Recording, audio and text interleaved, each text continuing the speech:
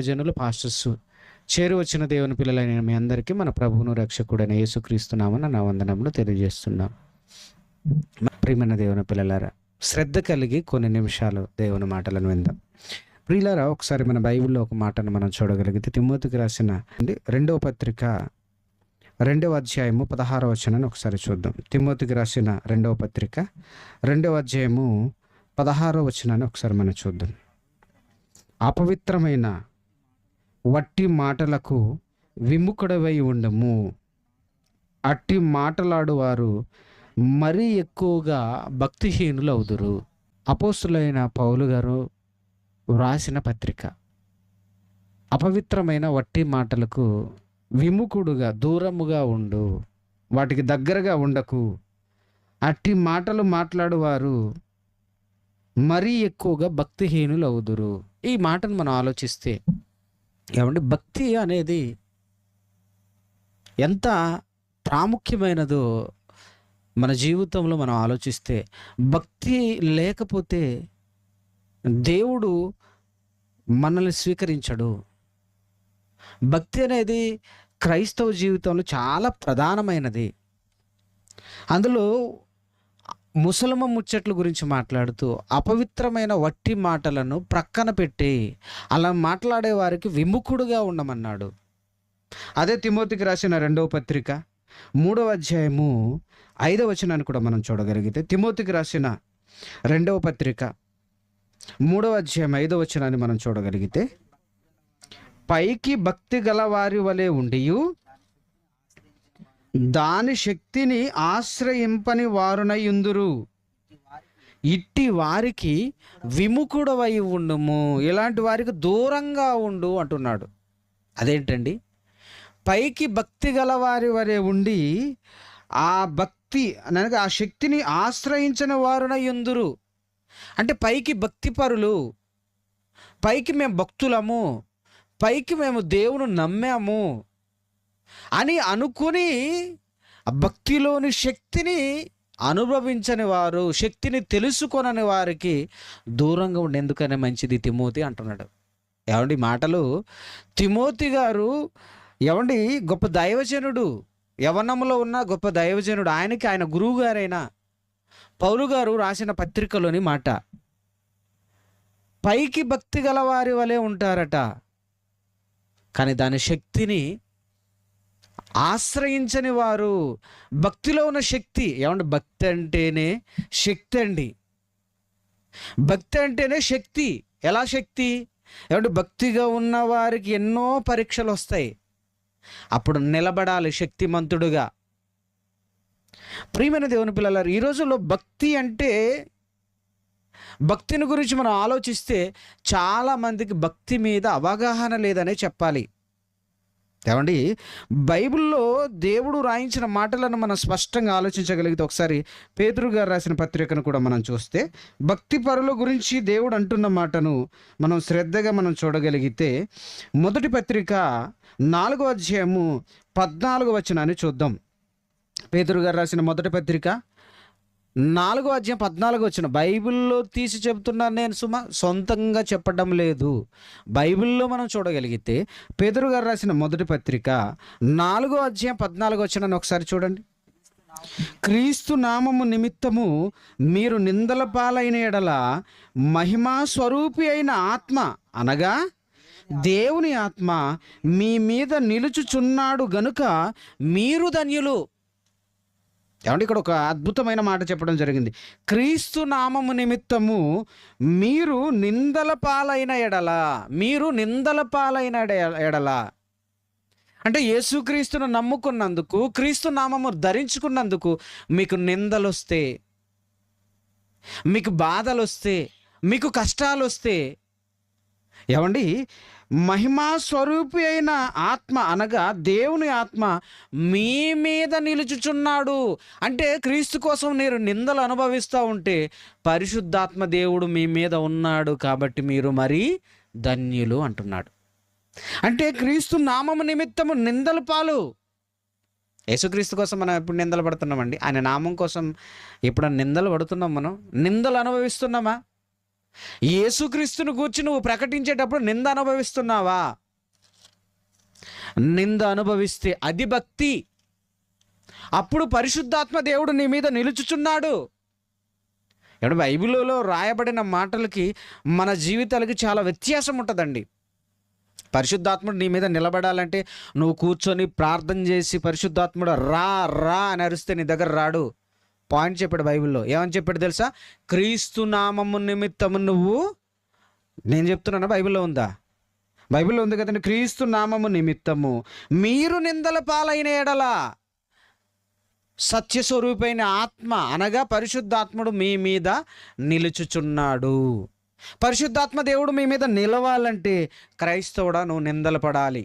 ఇంకో మాట 16వ వచనాన్ని కూడా చూస్తే ఇంకా క్లారిటీగా చెప్పేశాడు. 16వ వచనంలో ఎవడైనను క్రైస్తవుడైనందుకు బాధ అనుభవించిన ఎడల అతడు సిగ్గుపడక ఆ పేరును బట్టి దేవునిని మహిమపరచాలి. ఎవడైనను క్రైస్తవుడైనందుకు నువ్వు బాధ అనుభవిస్తే దేవుని మహిమపరచాలట. ఏమండి, బాధ అనుభవిస్తే మహిమపరుస్తాం మనం? బాధలు వస్తే దేవా మాకే బాధలు వచ్చి నీ ప్రభువా మా కోసం ఆలోచించి ప్రభు జ్ఞాపకం చేసుకో మోకరించి ప్రార్థన చేస్తాం. కానీ భక్తులు ఏమంటున్నారు తెలుసా? నువ్వు క్రైస్తవుడైనందుకు నీకు బాధ ఉంటుంది అన్నాడు. అసలు బాధలు పోవడానికే క్రీస్తు దగ్గరకు వచ్చామని మనం చెప్తాం. అటు నుండి ఇటు సాక్ష్యం. మన సాక్ష్యాలు అన్నీ ఎట్లుంటాయంటే ప్రభు దగ్గరకు వస్తే మాకు బాధలన్నీ పోయినాయి. ప్రభు ఏమంటున్నాడు? నా నిమిత్తం మీరు బాధలు పడండి అంటున్నాడు. బాధ ఉంటుందండి, బాధ ఉంటుంది. చెప్తాను మీకు సందర్భం చెప్తాను. ఏమండి, భక్తుడు అంటే బాధపడాలి. అసలు బాధలు పోవడానికే క్రీస్తు దగ్గరకు వచ్చామని మనం చెప్తాం. అటు నుండి ఇటు సాక్ష్యం. మన సాక్ష్యాలు అన్నీ ఎట్లుంటాయంటే ప్రభు దగ్గరకు వస్తే మాకు బాధలన్నీ పోయినాయి. ప్రభు ఏమంటున్నాడు? నా నిమిత్తం మీరు బాధలు పడండి అంటున్నాడు. బాధ ఉంటుందండి, బాధ ఉంటుంది. చెప్తాను మీకు సందర్భం చెప్తాను. ఏమండి, భక్తుడు అంటే బాధపడాలి.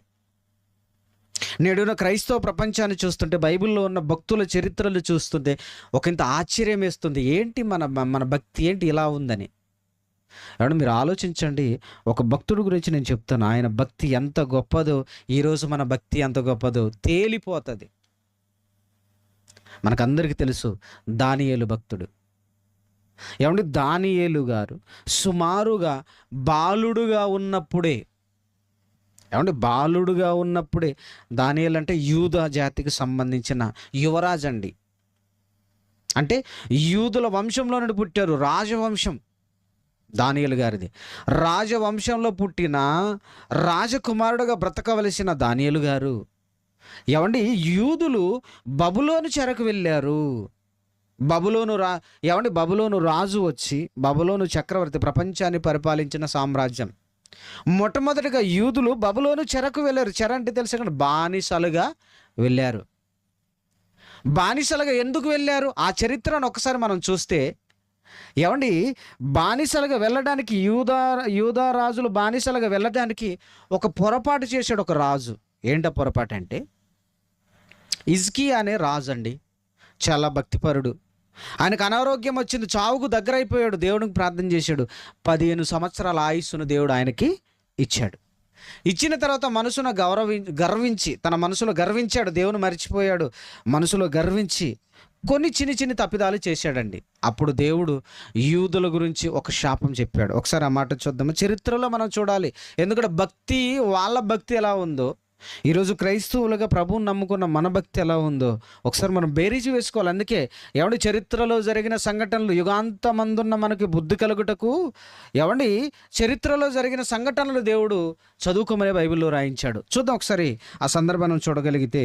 ఏమండి, యెషయా గ్రంథము 37వ అధ్యాయము ఒకసారి మనం చూడగలిగితే 39వ అధ్యాయం, యెషయా గ్రంథము 39వ అధ్యాయంలో ఏమండి రాజైన హిజ్కియా ఏమండి ఆయన బాగా అయిన తర్వాత ఒక చిన్న పొరపాటు చేశాడు. చిన్న పొరపాటు అంటే దేవుడికి నచ్చనిదే చేశాడు. ఏం చేశాడు? మొదటి వచనం మనం చదవగలిగితే, ఆ కాలమందు బబులోను రాజును బలదాను కుమారుడనైన మెరొద్గా బలదాను హిజ్కియా రోగి అయి బాగుపడిన సంగతి విని పత్రికలను కానుకలను అతని యొద్దకు పంపగా, హిజ్కియా దూతలు వచ్చిన మాట విని వారిని లోపలికి రప్పించి తన ఇంటనేమి రాజ్యమందేమి కలిగిన సమస్త వస్తువులలో దేనిని మరుగు చేయక తన పదార్థములను కొట్టును, వెండి బంగారము గంధ వర్గములను పరిమళ తైలములను ఆయుధశాలను తన పదార్థంలో సమస్తము వారికి చూపించెను. మీరు ఆలోచించండి చాలా జాగ్రత్తగా. రాజుల కాలం అది. రాజుల కాలంలో చాలా జాగ్రత్త ఉండాలి రాజులు. రాజ్యంలో శత్రుసేన, రాజ్యంలో వేరే రాజ్యం వాళ్ళు ప్రవేశిస్తే వాళ్ళకి అన్నీ చూపించకూడదు. ఎందుకంటే రేపు దాడి చేయడానికి అవకాశం ఉంటుంది. అలాంటిది రోగము బాగైన తర్వాత హిజ్కియా రోగి బాగయ్యాడని ఏమండి ఆ బబులోను రాజు కొంతమంది దూతలను పంపించాడు. రోగము నుండి కోలుకున్నాడు కదా హిజ్కియాకి ఏమండి ఈ నేను ఇస్తున్న ఈ బహుమతులు ఇచ్చి రోగం నుండి కోలుకున్నావు కదా అని అప్రిషియేట్ చేసి పంపించమని దూతలను పంపించాడు. కొంతమంది సైనికులను పంపించాడు. వాళ్ళ దృష్టిలో వాళ్ళు వచ్చిన తర్వాత హిజ్కియా ఏం చేశాడంటే తనకున్న రాజ్యమును, తనకున్న ఏమండి బంగారమును, తనకున్న ఆధిపత్యాన్ని అంతా వాళ్ళకు చూపించాడు.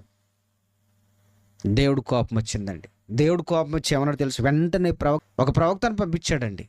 పంపించి దేవుడు, ఇదిగో నువ్వు ఏమేమి చూపించావో చెప్పు అంటే మొత్తం చూపించాను అంటాడు. అప్పుడు దేవుడు అంటాడు, నువ్వు చూపించిన మొత్తం ఆ బబులోను రాజు దగ్గరికి బానిసలుగా ఒకరోజు వెళ్ళిపోతుందని చెప్తాడు. కింద చదువుతదే ఉంటుంది. 6వ వచనం, రాబో దినములలో ఏమీ మిగలకుండా నీ ఇంటనున్న సమస్తమును నీ పితరులు సమకూర్చి దాచిపెట్టినదంతయు బబులోను పట్టణమునకు ఎత్తుకొని పోవుదురని సైన్యములకు అధిపతికి యెహోవా సెలవిచ్చుచున్నాడు. ఇదొకటైతే ఇంకొకటి 7వ వచనంలో చదివితే, మరియు నీ గర్భమందు పుట్టిన నీ పుత్ర సంతును బబులోను రాజనగరునందు నపుంసకులుగా చేయుటకై వారు తీసుకొని పోవుదురు. ఇది ఇంపార్టెంట్. ఈ శాపం అండి. ఈ శాపంలో భాగంగానే దానియేలు గారు చెరలోనికి వెళ్ళారు. ఆలోచించాలి బైబిల్ చదువుతున్నప్పుడు. అంటే నీ పుత్ర సంతు ఎలా అవుతారట? బబులోను రాజు నగరునకు నపుంసకులుగా చేయుటకై తీసుకొని పోవుదురు. శాపం ఇచ్చేసాడు దేవుడు. ఇది హిజ్కియా రాజు కాలములో దేవుడిచ్చిన శాపం. తర్వాత క్రమక్రమంగా హిజ్కియా తర్వాత ఆయన కుమారుడైన మనష్షే వచ్చాడు. ఆయన తర్వాత ఆయన కుమారుడు వచ్చి ఇలా యూదా రాజులలో చివరికి వచ్చేసరికి సిద్కియా రాజు కాలంలో బబులోను వాళ్ళు వచ్చి వీళ్ళని తీసుకుని పోయారు. దానికి ముందే దానియేలు గారు మధ్యలోనే మొదటి ముట్టడిలోనే దానియేలు గారు వెళ్ళిపోతారండి. బాలుడు అప్పుడు దానియేలు. ఒకసారి చూద్దాం దానియేలు గ్రంథం చూద్దాం. దానియేలు గ్రంథం 1వ అధ్యాయంలో మనం చూడగలిగితే త్వరగా దానియేలు గ్రంథం 1వ అధ్యాయంలో మనం చూడగలిగితే దానియేలు స్థితిని మనం ఒకసారి ఆలోచిస్తే ఏమండి రాజకుమారుడుగా బానిసగా వెళ్ళిపోయాడండి. ఆయనతో పాటు షడ్రకు మేషకు అబేద్నెగో కూడా వెళ్తారు కదండి. వీళ్ళందరూ రాజకుమారులండి. రాజకుమారులైన వీళ్ళు ఎక్కడికి వెళ్తారు? ఇక్కడ క్లియర్గా చెప్పాడు 1వ వచనం నుండి. ఏ రాజుల కాలంలో వీళ్ళు బానిసలుగా వెళ్ళారో చెప్తున్నాడు. యూదా రాజుకు యెహోయాకీము ఏలుబడిలో 3వ సంవత్సరమున బబులోను రాజుకు నెబుకద్నెజరు యెరూషలేము మీదకి వచ్చి దాన్ని ముట్టడి వేయగా ప్రభువు యూదారాజుకు యెహోయాకీమును దేవుని మందిరంలో శేషించిన ఉపకరణములను ఆ రాజు చేతికి అప్పగించను గనుక అతడు ఆ వస్తువులను షీనారు దేశంలోనే తన దేవత ఆలయమునకు తీసుకుని పోయి తన దేవత ఆలయపు బొక్కసములో ఉంచెను. మొత్తానికైతే యెహోయాకీము రాజు కాలముల్లో బానిసలుగా వెళ్ళారు. అందులో ఎవరున్నారు? యవనులు కూడా ఉన్నారండి. 3వ వచనం ఏమండి 4వ వచనం, ఇశ్రాయేలీల రాజు వంశంలో ముఖ్యులై లోపము లేని సౌందర్యమును సకల విద్య ప్రవీణత జ్ఞానము కలిగి తత్వజ్ఞానమును తెలిసిన వారై రాజనగరునందు నిలవదగిన కొందరు బాలురు రప్పించి కల్దీయుల భాషను వారికి నేర్పుము. మరియు రాజు తాను భుజించు ఆహారంలో నుండి తాను పానము చేయు ద్రాక్షరసంలో నుండి అనుదిన భాగం వారికి నియమించి 3 సంవత్సరములు వారిని పోషించిన పిమ్మట వారిని తన ఎదుట నిలవబెట్టునట్లు ఆజ్ఞాపించెను. యూదులలో నుండి దానియేలు, అనన్య, మిషాయేలు, అజర్యా అనువారు వీరిలో ఉండిరి. 4 పేర్లు వచ్చాయి ఇక్కడ. దానియేలు, అనన్య, మిషాయేలు, అజర్యా. ఈ అనన్య, మిషాయేలు, అజర్యా ఎవరు కాదండి, షడ్రకు, మేషకు, అబేద్నెగో. వాళ్ళ పేర్లు అసలు పేర్లు అవి, తర్వాత పేర్లు మార్చారు. ప్రియమైన దేవుని పిల్లలు, ఈ 4 యవనులు ఉన్నారు ఇక్కడ. మనం ఆలోచించాలి. ఇది కొంచెం చరిత్ర అయినా ఇక్కడ చాలా జాగ్రత్త ఆలోచించాలి. వీళ్ళెవరండి? యూదులు. మర్చిపోద్దు, వీళ్ళెవరు? యూదులు. వీళ్ళు యూదులై ఉన్న వీళ్ళు చెరలోనికి వెళ్ళారు. చెరలోనికి వెళ్ళారు. ఇందాక మనం చదివాం కదా, 39వ అధ్యాయం యెషయా గ్రంథం 39వ అధ్యాయం 7వ వచనంలో నీ పుత్ర సంతతి, హిజ్కియాతో చెప్పాడు, నీ పుత్ర సంతతి అంటే యూదా రాజుల కుమారులు పుత్ర సంతతి బబులోనుకు బానిసలుగా వెళతారు. ఎలా వెళ్తారో తెలుసా? నపుంసకులుగా అన్నాడు. నపుంసకులుగా అంటే ఏంటో తెలుసా? యవ్వనంలో ఉన్న ఈ యవనస్తులను తీసుకుని వెళ్ళి నపుంసకులుగా మార్చి తన రాజమందిరంలో ఉంచుకున్నాడు. తెలుసా? అప్పుడైనా వీళ్ళు భక్తి ఏమాత్రము తగ్గలేదు. నపుంసకులు అంటే తెలుసు కదండి, స్త్రీ పురుషులు లేకుండా చేయడం. దానియేలు గారు షడ్రకు మేషకు అబేద్నెగో అలా వెళ్ళినట్లే మనం చూడగలం. వెళ్ళిన తర్వాత వాళ్ళ బ్రతుకు ఎలా ఉందో తెలుసా అండి? వారి యొక్క స్థితిని మనం చూస్తే వారికి ఏం నేర్పమన్నాడు? కల్దీల భాష. ఏమండి, యూదులండి వీళ్ళు. అంటే యూదులైన వీళ్ళకి హెబ్రీ భాష వస్తే దేవుడైన యెహోవాను వాళ్ళు ఎప్పుడు పూజిస్తూనే ఉంటారని దేవుడిని కనుమరుగు చేయడానికి ప్రయత్నించాడండి. కల్దీల విద్య, వారి భాష, వారి భోజనం కూడా మార్చాలని ప్రయత్నం చేశాడండి. ఇది మీరు ఆలోచించాలి. బానిసలుగా వెళ్ళిన వారికి ఎదురయ్యే సమస్య ఇది. ఏమండి, విద్య, భాష, వారు మాట్లాడే ఇబ్రూ భాషను మార్చేశాడు. ఏమండి, కల్దీల విద్య నేర్పించాడు. వారు తినే భోజనం కూడా మార్చాలని ప్రయత్నం చేశాడు. ఇవన్నీ దేనికో సూచన తెలుసా? యూదులు చాలా నిష్టగా ఉంటారు. యూదులు హెబ్రీ భాష మాట్లాడాలి. హెబ్రీ భాషలో వాళ్ళకి ధర్మశాస్త్రం ఉంది. ఏమంటే భాష మారిపోతే ధర్మశాస్త్రము వారికి అర్థం కాదు. అంటే భక్తి మీద దెబ్బతీయాలని ప్రయత్నం చేశారు. ఇప్పుడు అదే జరుగుతుంది. నేటి కాలంలో కూడా చైనా దేశంలో జరుగుతున్న ఒక సంఘటన వీడియోను మనం చూద్దాం. వీడియో సిద్ధం చేయండి. చైనా దేశంలో, మన ప్రక్కన ఉన్న దేశం అండి చైనా. చైనా దేశంలో ఉల్గర్ ముస్లిమ్స్ అని ఉన్నారండి. వీడియో చూపించాలి, ఎందుకంటే ఒక ఎగ్జాంపుల్ చూపించాలి మీకు. ఎలా ఉల్గర్ ముస్లిమ్స్ అంటే వాళ్ళకి ఒక గ్రంథం ఉంటుంది, వాళ్ళకు దేవుడు వేరే ఉంటాడు, వాళ్ళకు గుర్క, ఇవన్నీ వాళ్ళకు ఒక క్రమం ఉంటుంది. వాటినన్నిటినంటే ముస్లిమ్స్ వాళ్ళ దేవుని మరిచిపోయేటట్లు చైనా అంటే తెలుసు కదండి, ఎర్రజెండా, ఏమంటే చైనా డ్రాగన్, వారు ఏం చేశారు? నాస్తికులు అండి, వాళ్ళు దేవుని నమ్మరు. కాబట్టి ముస్లిమ్స్ను వాళ్ళ దేవుని నుండి దూరం చేయాలని ముస్లిం భాష మాట్లాడకుండా వాళ్ళ డ్రెస్సులు అంతా మార్చేసి, అవసరమైతే వారిని బలవంతంగా చైనా భాష నేర్పించి చైనా విద్యను నేర్చుకునేటట్టు చేసి ఉర్దూ భాషను, వాళ్ళ ఉల్గర్ భాషను మర్చిపోయేటట్లు చేసే ప్రయత్నం చైనా దేశం చేస్తుంది. కథ కాదు ఇది. ఈరోజు జరుగుతున్నది ఇదే. ఒకనాడు దానియేలు కాలంలో బబులోను రాజ్యంలో ఉన్న నెబుకద్నెజరు దానియేలు, షడ్రకు, మేషకు, అబేద్నెగో భక్తుల భక్తిని హననం చేసే ప్రయత్నం చేశాడు. భక్తిని చంపేసే ప్రయత్నం చేశాడు. రెడీ అయిందా? ఒకసారి ప్లే చేయండి. ఏమండి, సౌండ్ ఒకసారి మనం ప్లే చేయగలిగితే ఆలోచించండి. వారి భక్తిని దెబ్బతీసే ప్రయత్నం చేశారండి. ఒకనాడు దానియేలు, షడ్రకు, మేషకు పరిస్థితులు అదే ఉంది. వాళ్ళ భక్తిని హననం చేసే ప్రయత్నం వాళ్ళు చేశారు. చేసి ఏమంటే దేవునికి దూరం చేసే ప్రయత్నం చేశారండి. పేర్లు మార్చేశారు. ఏమంటే దానియేలుకు ఒక పేరు పెట్టారండి, పేర్లు మార్చేశారు. ఆ పేరు మనం ఆలోచిస్తే 7వ వచనం, వాళ్ళ పేర్లు కూడా మార్చేశారు. నపుంసకుల అధిపతి దానియేలునకు బెల్తెషాజర్ అనియు, హనన్యాకు షడ్రక్ అనియు, మిషాయేలుకు మెషక్ అనియు, అజర్యకు అబేద్నెగో అని పేర్లు పెట్టారు. మనకు షడ్రకు, మేషకు, అబేద్నెగో పేర్లు తెలుసు. ఇవి క్రైస్తవ పేర్లను, ఏమంటే యూదుల పేర్లను మనం అనుకుంటాం, పొరపాటు అది. ఎవరు పెట్టారు ఈ పేర్లు? షడ్రకు అసలు పేరేంటంటే చూడండి ఒకసారి. షడ్రకు అసలు పేరేంటి? హనన్యాకు షడ్రక్ అని పేరు పెట్టారు. రెండో పేరు మిషాయేలుకు మెషక్ అనియు, అజర్యకు అబేద్నెగో అని పేరు పెట్టారు. వాళ్ళ అసలు పేర్లు మిషాయేలు, అనన్య, అజర్య. ఈ పేర్లు మనకు తెలుసండి. అసలు యూదుల పేర్లు అవి. మనమేమో షడ్రక్యం అంటేనే యూదుల పేరు అనుకుంటాం. షడ్రకు బబులోనులు పెట్టారు వాళ్ళకి పేరు. దానియేలుకు ఏం పేరు పెట్టారు? దానియేలునకు బెల్తెషాజర్ అంటే వాళ్ళ దేవుడి పేరండి. దానియేలు పేరు మార్చేశారు. అంటే పేరు మార్చారు, భాష మార్చారు, విద్య మార్చారు, చివరికి వాళ్ళు తినే భోజనం కూడా మార్చే ప్రయత్నం చేశారు. ఎందుకంటే దేవుని మర్చిపోవాలని. అప్పుడు వాళ్ళ భక్తి ఎలా ఉంటుంది చెప్పండి, మీరు ఆలోచించండి. వాళ్ళ భక్తి ఎలా ఉంటుంది? చరిత్రలో జరిగిన సంఘటన ఇది. సిద్ధంగా ఉందంటే ఒకసారి. చైనాలో ముస్లింలపై అణచివేత కొనసాగుతోందన్న బాధలు సర్వత్రా వెల్లువెత్తుతున్నాయి. ఈ తరుణంలో హ్యూమన్ రైట్స్ వాచ్ తాజా నివేదిక మరింత కాకరెప్తోంది. దీనిలో మసీదులను చైనా ధ్వంసం చేస్తుందన్న వాదనలు చర్చనీయాంశంగా మారుతున్నాయి. దీంతో చైనాలోనూ మతపరమైన స్వేచ్ఛపై నియంత్రణలు షురూ అయ్యాయన్న అభిప్రాయాలు వ్యక్తమవుతున్నాయి.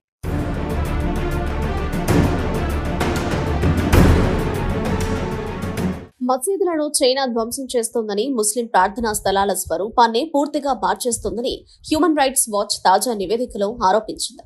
చైనాలో పక్కా ప్రణాళిక ప్రకారం ఈ అణచివేత కొనసాగుతోందని హెచ్ఆర్డబ్ల్యూ తెలిపింది. చైనాలో దాదాపు 2 కోట్ల మంది ముస్లింలు జీవిస్తున్నారు.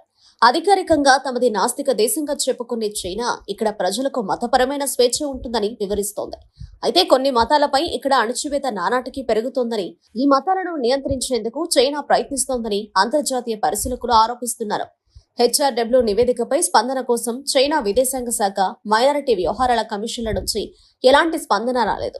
చైనాలో ఇస్లాంకు అడ్డుకట్ట వేయడమే లక్ష్యంగా మసీదులను మూసివేయడం, ధ్వంసం చేయడం, వాటి స్వరూపాలనే మార్చేయడం లాంటి చర్యలను తీసుకుంటున్నారని హ్యూమన్ రైట్స్ వాచ్ చైనా విభాగం డైరెక్టర్ మయా వాంగ్ చెప్పారు. వాయువ్య చైనాలోని షెంజియాంగ్ ప్రాంతాల్లో వేగర్ ముస్లింలపై చైనా అణచివేత కొనసాగిస్తోందనే ఆరోపణలపై ఆధారాలు బయటపడిన అనంతరం తాజాగా నివేదిక ప్రచురించారు. చైనాలో ఉన్న ముస్లిమ్స్ అండి, వాళ్ళు నమ్ముకున్న దేవుడు వాళ్ళని ఆరాధించుకుంటారు, వాళ్ళని పూజించుకుంటారు. కానీ చైనా దేశంలో, మన భారతదేశంలో ఉన్న స్వతంత్రం లేదండి. మనది ప్రజాస్వామ్య దేశం, ఒక మతం అధికార మతం కాదు. కానీ చైనా దేశం అలా ఉండదు. మనల్నే గనక బానిసలుగా చైనా తీసుకెళ్ళి మీరు అసలు బైబిల్ చదవద్దంటే, లేదు నేను చదువుతానని ఎవరైనా ఎదురుగా నిలబడతారా? అక్కడ తేలిపోయింది మన భక్తి అంటూ. మీరు బైబిల్ చదవద్దు అన్నారనుకో, మనం చదువుతామండి? బైబిల్ చదవండి అని మొత్తుకున్నా చదవట్లేదు. పరిస్థితి చూడండి. చైనాలో ఈరోజు జరుగుతున్న మసీదులన్నీ కూల్చేసట, ఆ ప్లేస్లో టాయిలెట్లు కడుతున్నారట. మన దగ్గర కూడా చర్చిలను కూల్చేసి అక్కడ టాయిలెట్లు కట్టారనుకో, ఇంకా అర్థమే, చర్చి లేదుగా, ఆరాధనకు రాను భలే అనుకుంటాం మనం. అది మన పరిస్థితి. భవిష్యత్తులో మనకి రాబోతుంది అదే. రేపు 4వ తారీఖు రిజల్ట్స్ వస్తాయి కదా, దేవుడు దయ వల్ల మరలా వాళ్ళకే అధికారం ఇచ్చారనుకోండి, మీకు తెలుసు మన క్రైస్తవుల పరిస్థితి ఇప్పటికీ ఎలా ఉందో తెలుసు. గడ్డు కాలం వచ్చినప్పుడే నీ భక్తి బయటపడుతుంది, తెలుసా? ఒకనాడు దానియేలు, షడ్రకు, మేషకు, అబేద్నెగో దేశంగాని దేశం వెళ్ళారండి. దేశంగాని దేశం బానిసలుగా వెళ్ళారు. బానిసలుగా వెళ్ళినప్పుడు వాళ్ళ పేర్లు మార్చారు, వాళ్ళ భాష మార్చేశారు, వాళ్ళ దేవుని గురించి వాళ్ళకి తెలుసుకోకూడదని వాళ్ళ విద్యను కూడా మార్చేశారు. చివరికి వాళ్ళు తినే భోజనం కూడా మార్చేశారు. అప్పుడు దానియేలు ఏమంటాడో మనకు తెలుసు కదా. పానదాయకుల అధిపతితో, ఆ నపుంసకుల అధిపతితో దానియేలు ఏమంటాడు తెలుసా? కొన్ని రోజులు మేము రాజు తినే భోజనం తినాం. ఎందుకంటే ఆనాడు ఉన్న యూదులకు ఒక పద్ధతి ఉందండి. ఈరోజు మనము మార్కెట్లోకి వెళితే మన ముస్లిం సోదరులు అలాలు చేయందే ఏమీ తినరు, మనకు తెలుసు. ఈ అలాల్ అనేది వాళ్ళకి అబ్రాహం దగ్గర నుండే వచ్చింది. మరి యూదులు ఎవరు? వీళ్ళు అబ్రాహం సంతతి. కాబట్టి వీళ్ళు కూడా యూదులు కూడా వాళ్ళకు పద్ధతి ఉంది. ఏది పెడితే అది తినరు, వాళ్ళు నిష్టగా ఉంటారు యూదులు. అలాంటి నిష్ట అంటే దేవుడు పట్ల భక్తితో వాళ్ళు పాటిస్తున్న పద్ధతిని కూడా తీసేసి రాజు భోజనం పెట్టారండి. మనకైతే రాజు భోజనం పెడితే మనం ఏం చేస్తాం? బ్రహ్మాండంగా, అసలు రాజు భోజనం అంటే మామూలు కాదనుకుంటాం మనం. కానీ వాళ్ళ భోజనానికి ఆశపడకుండా మాకు శాఖ ధాన్యాలు ఇవ్వండి, భోజనం కొన్ని దినాలు మానేస్తామని రిక్వెస్ట్ చేశాడండి దానియేలు. షడ్రకు, మేషకు, అబేద్నెగో నలుగురు. మొదటిది వాళ్ళ మీద జరిగింది, వాళ్ళని నపుంసకులుగా మార్చారు. ఎందుకంటే ఆ రోజుల్లో భయంకరమైన రాజరికపు వ్యవస్థ. ఇలాంటి భయంకరమైన కష్టాలే మనకు వస్తే, దేశంగాని దేశం మనల్ని తీసిపోయి మన భాష మాట్లాడకుండా మనం తినే భోజనం మార్చేసారనికి ఇప్పుడు అదే అంటున్నారు కదండి. మనం ఏం తినాలో కూడా చెప్తున్నారు మన భారతదేశంలో. మీరు చూస్తున్నారో లేదు, మీరు ఫలానా వాటిని తినొద్దు అంటే మనం ఏం తినాలో కూడా వాళ్ళే చెప్తున్నారు. కొంతకాలానికి మనకు కూడా అదే అధ్యాయం. అప్పుడు మన భక్తి బయటపడుతుంది. ప్రియమైన దేవుని పిల్లలారా, ఆలోచించండి. భక్తి అనేది ఎప్పుడు కనపడుతుందో తెలుసా? క్రీస్తు నామమును బట్టి నువ్వు నిందల పాలైనప్పుడే నువ్వు నిజమైన భక్తుడు. క్రైస్తవుడైనందుకు నువ్వు బాధ అనుభవించాలి. ఆ పేరును బట్టి దేవుని మహిమపరచాలి. ఆ స్థాయికి మనం ఎప్పుడు ఎదుగుతాం మనం? ఎవరైనా మీటింగ్ పెడితే వాళ్ళు మన సంఘం కాదు కదండి అంటున్నారట. ఎంత బాధాకరమైన విషయం. సంఘాలు కాదు కదండి, దేవుడు ఒక్కటే కదా, దేవుని కదా మనం ప్రేమించాలి. ఇంత కష్టపడి బైబిల్ ఒకటే దేవుడు ఇచ్చాడు, ఒకటే విశ్వాసం, ఒకటే బాప్టిజం, మనమందరం క్రైస్తవులం, పేరు కూడా ఒకటి క్రైస్తవుడని మన కదా, దేవుని కదా మనం ప్రేమించాలి. ఇంత కష్టపడి బైబిల్ ఒకటే దేవుడు ఇచ్చాడు, ఒకటే విశ్వాసం, ఒకటే బాప్టిజం, మనమందరం క్రైస్తవులం, పేరు కూడా ఒకటి క్రైస్తవుడని మనమంతా క్రైస్తవులం, సభలు పెడుతున్నారంటే వాళ్ళు మన సంస్థ కాదని అంటున్నామంటే మనకి ఏం భక్తి, మన భక్తి ఎలాగుంది చెప్పండి. ఇంత చక్కగా ఖర్చు మాదే, కన్వీనర్స్ ఖర్చు మాదే, మీటింగ్ మాదే, అన్నీ మాయే, వచ్చి వాక్యం వినమంటే ఇలాంటి మాటలు వినిపిస్తానంటే మనకు భక్తి ఉందంటారా? ఆలోచించండి. దేవుడు న్యాయంగా ఒకరోజు మనల్ని అడుగుతాడు. మన భక్తిని మనం కనపరిచే రోజు వస్తుంది. ఆ రోజు నువ్వు నిలబడాలి. ఒకరోజు దానియేలు గారు వాళ్ళ భాష మార్చేసేసారండి. ఈరోజు చైనాలో ముస్లిమ్స్ పరిస్థితి దారుణంగా ఉంది. వాళ్ళకు ఒక డ్రెస్ ఉంటుంది కదండి, ఆ డ్రెస్సు వేసుకోకూడదట. ఏమండి, నిర్బంధ విద్య, బలవంతంగా చైనా భాష నేర్పిస్తున్నారు, బలవంతంగా ఏమండి మార్క్సిజం నేర్పిస్తున్నారు. ఇక వాళ్ళ గ్రంథాన్ని చదవడానికి అవకాశం లేదు. అలాంటి పరిస్థితి నీకు వచ్చిందా, నాకు వచ్చిందా? బైబిల్ చదవద్దు, బైబిల్ ఇక్కడ ఉండొద్దు, చర్చిలు ఇక్కడ ఉండొద్దు అనే రోజు నీకు వచ్చిందా? ఆ రోజు నీ భక్తి ఎలా ఉంటుందో దేవుడు చూస్తాడు. పాత నిబంధన కాలంలో బైబిల్లో మనం చూస్తే ఇశ్రాయేలులు తప్పు చేసినప్పుడు దేవుడు కావాలని అన్యజనులకి బానిసలకు అప్పగించేవాడు. అక్కడ వెళ్ళి కష్టాలని అనుభవించిన తర్వాత వాళ్ళు మరలా దేవుని ప్రార్థిస్తే దేవుడు మరలా విడిపించేవారు. ఈరోజు మన పరిస్థితి అలా ఉందేమో చూడండి. కనుక ప్రియమైన దేవుని పిల్లలారా, భక్తి అనేది నిందల పాలైనప్పుడు నిలబడాలి. క్రైస్తవుడా, నువ్వు బాధ అనుభవించినప్పుడే సంతోషం పడాలి, నువ్వు కష్టపడాలి. మరొకసారి మాటను చదువుదాం, మనం చదివి ముగించుకుందాం మనకి ఇచ్చిన సమయంలో. ఏమండి, భక్తిని మనం ఎలా కనబరచాలో చెప్తున్నాడు మరొకసారి. ఏమండి, పేతురు గారు రాసిన మొదటి పత్రిక 4:14 పేతురు గారు రాసిన మొదటి పత్రిక 4:14 మనం చూడగలిగితే, క్రీస్తు నామము నిమిత్తము మీరు నిందల పాలైనప్పుడు మహిమా స్వరూపైన ఆత్మ అనగా దేవుని ఆత్మ మీ మీద నిలుచుచున్నాడు గనుక మీరు ధన్యులు. మనం ఎప్పుడు ధన్యులమవుతామో తెలుసా? క్రీస్తు నామము వలన నిందల పాలైనప్పుడు.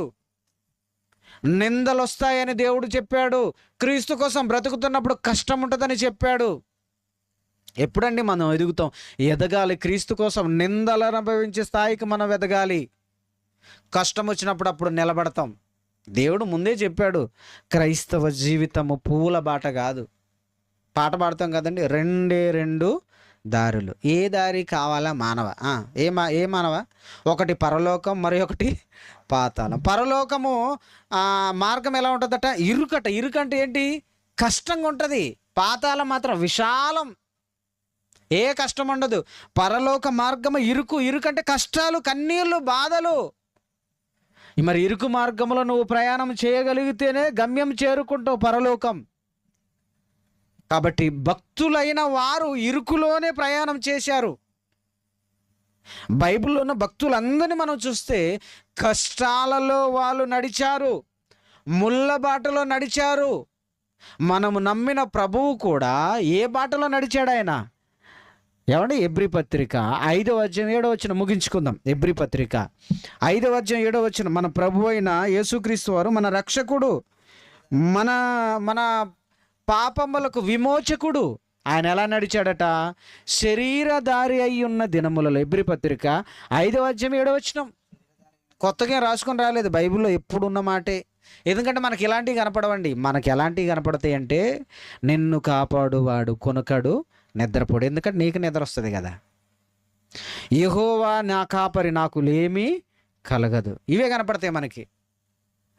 యెహోవా నిన్ను కాపాడుతాడు, ఇవే కనపడతాయి. ఏమండి, ఈ మాటలు కనపడవా? ఒకసారి ఆలోచించండి, న్యాయంగా ఆలోచించండి. బైబిల్లో ఉన్న మాటలన్నీ దేవుడు మన కోసమే రాయించాడు. చదవండి. శరీరధారి అయి ఉన్న దినములలో మహారోదనతోను కన్నీళ్లతోను తన్ను మరణము నుండి రక్షింపగల వానికి ప్రార్థనలు యాచనలు సమర్పించి భయభక్తులు కలిగి ఉన్నందున ఆయన అంగీకరింపబడ్డాడు. యేసుక్రీస్తు వారు శరీరంతో ఉన్న దినములట మహారోదన, కన్నీళ్ళు. దేనికి? యేసుక్రీస్తు వారు శరీరంతో భూమి మీద ఉన్నప్పుడట మహారోదనట, రోదించాడట, కన్నీళ్ళు కార్చాడట. దేనికి? నాకు ఇల్లు కట్టుకోవాలి ప్రభువా. అలానే యేసుక్రీస్తుకి ఇల్లు ఉందండి? యేసుక్రీస్తు ఎలా బ్రతికాడు? ప్రభువా నాకు తండ్రి నాకు భూమి లేదు ప్రభువా అని బ్రతికాడా? నాకు ఇల్లు కట్టలేదని బ్రతికాడా? నాకు ఉద్యోగం లేదని బ్రతికాడా? దేనికోసం ఏడ్చాడు ఆయన? ఈరోజు క్రైస్తవులుగా మనం దేనికోసం ఏడుస్తున్నాం? దేనికోసం ఏడుస్తున్నామండి? మన ఏడుపు దేనికోసం, మన కన్నీళ్ళు దేనికోసం కారుస్తున్నాం? మన అవసరాలే కదండి, అన్నీ మన ఇష్టాలే.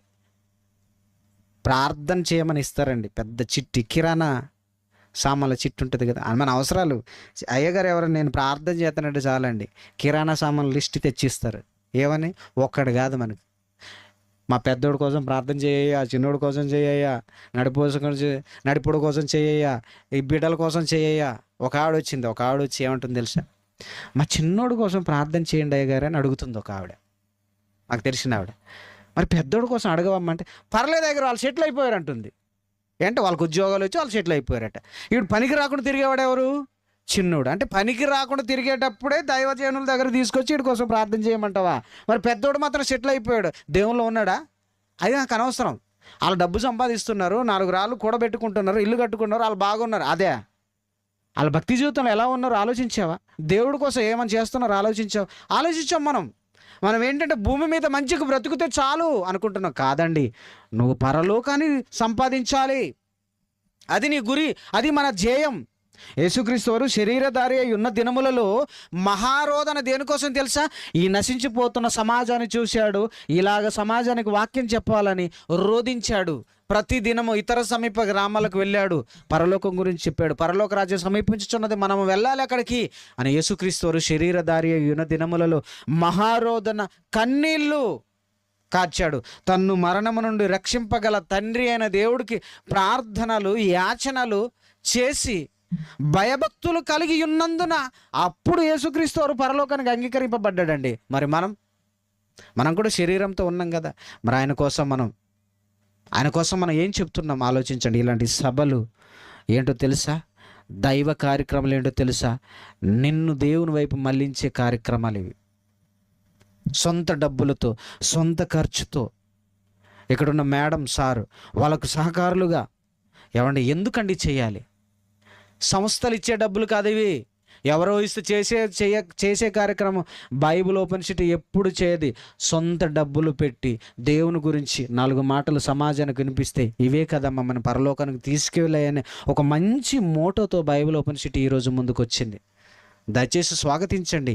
ఈ మంచి మాటలు సమాజం తీసుకెళ్ళే మనం ప్రయత్నం చేద్దాం. దేవుడు మిమ్మల్ని, మీ కుటుంబాలను దీవించును గాక. ప్రార్థన చేసుకుందాం. ప్రేమ